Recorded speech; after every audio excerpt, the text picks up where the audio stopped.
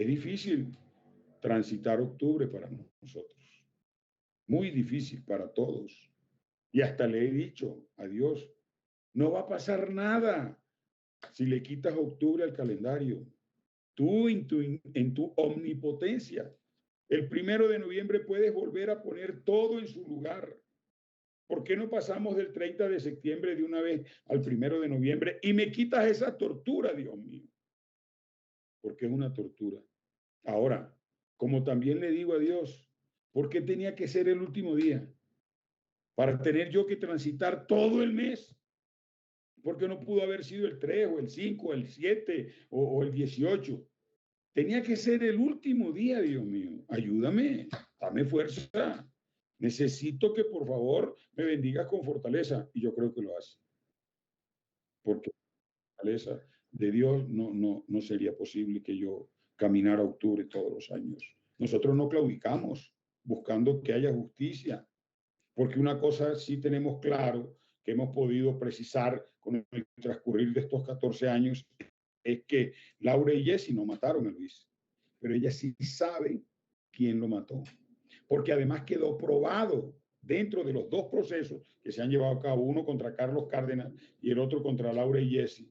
Ahí quedó probado y dicho por ellas mismas que Luis salió con ellas dos de la discoteca. Entonces, si salió con ellas dos, ¿cómo así que ellas no van a saber qué fue lo que realmente sucedió con él y quiénes participaron de manera material en ese crimen? Porque también queda demostrado que eso no es como las ocho versiones que tiene Laura respecto a la muerte de Luis. Y siempre tratando de plantear que fue un accidente. Y eso está clarísimo, que ahí no hubo un accidente.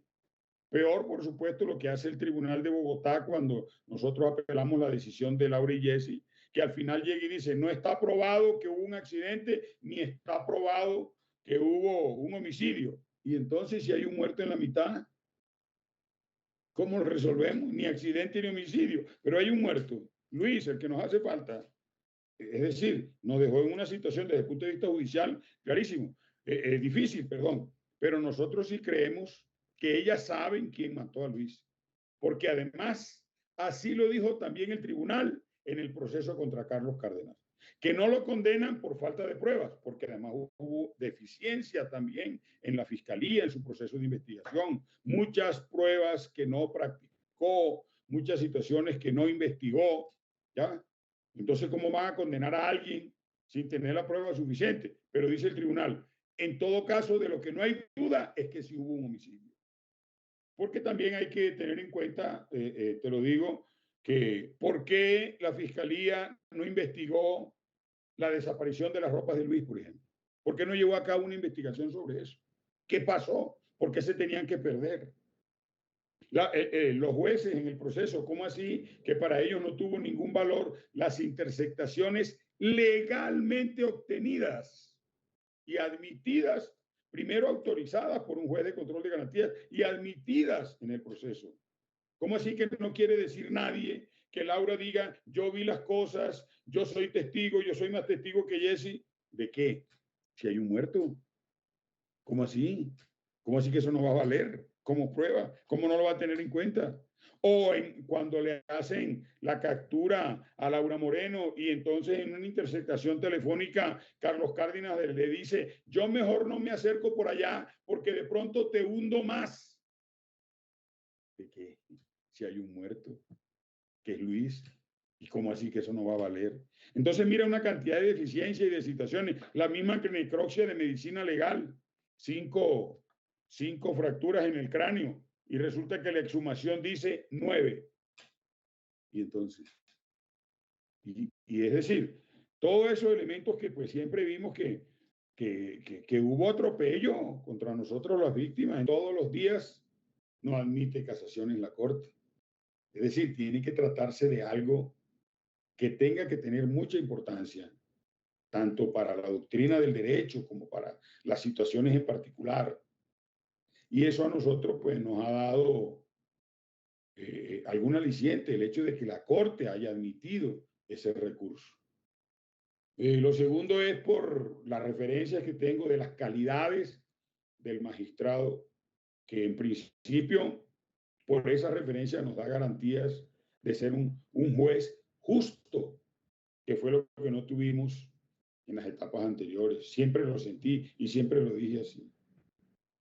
Entonces, eso también nos da de alguna manera una tranquilidad de que se vayan a tener en cuenta situaciones que en las etapas anteriores del proceso no se valoraron, que se valoren en justicia.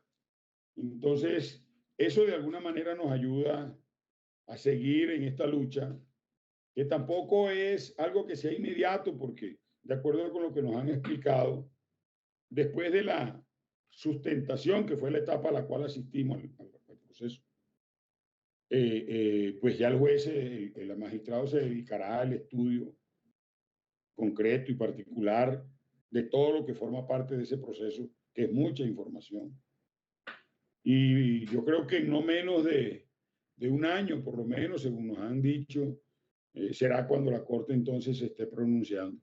Y esperemos que para ese momento de verdad se establezcan las responsabilidades que deben darse y se tomen las decisiones que deben corresponder de acuerdo con nosotros, con lo que nosotros observamos durante todo este proceso, que nunca se validaron, nunca se valieron, nunca le dieron el valor que debió haber correspondido.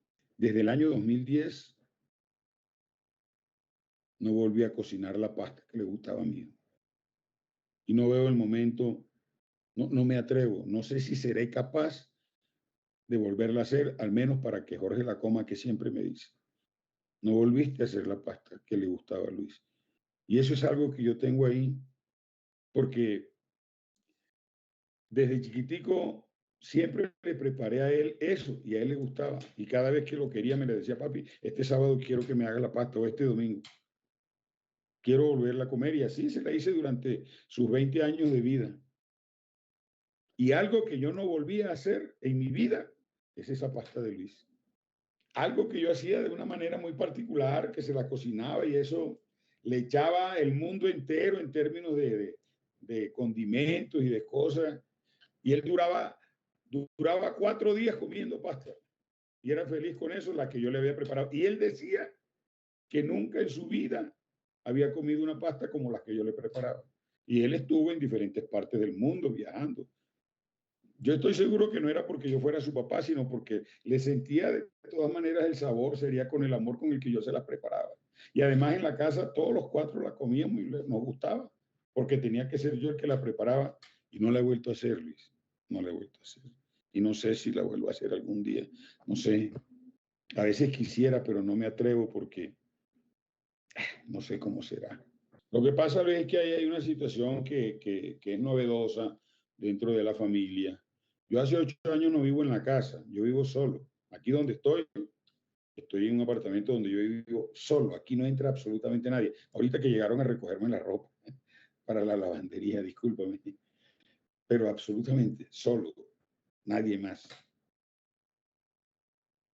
Pero a pesar de que hace 8 años no regresé a la casa, hace 14 meses nació un hijo mío, se llama Jorge Camilo. Entonces, pues yo, por supuesto, cuando ya se confirmó que la madre estaba embarazada, yo le comenté y le dije que iban a ser un niño, hijo mío.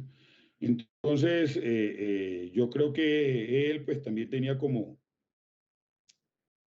ese conflicto interno ahí, y como él lo dice de una manera muy precisa, mira que durante 20 años él fue menor y ahora él es mayor en términos de las relaciones con sus hermanos. Lo que me dice, pues, está comprometido, él no puede negar que es su hermano. Y quería como decirme de esas cosas porque yo pensaba que eso le pudiera generar algún celo, alguna situación. Y son de las cosas que hablamos y de las que, pues, él me va a decir allí. De eso se trata.